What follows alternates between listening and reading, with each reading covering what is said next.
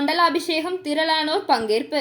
அரியலூர் மாவட்டம் ஜெயங்கொண்டம் அருகே உள்ள இளையூர் கிராமத்தில் உள்ள அருள்மிகு செல்லியம்மன் ஐயனார் கிணத்தடி விநாயகர் கோவில் மண்டலாபிஷேகம் இன்று நடைபெற்றது.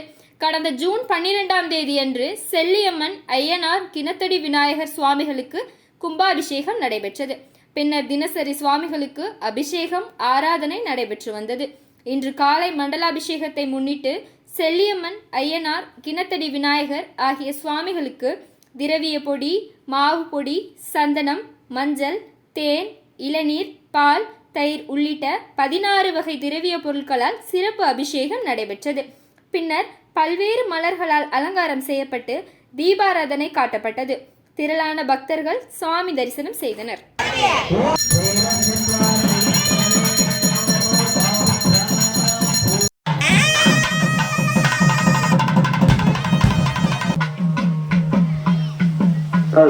Perfect,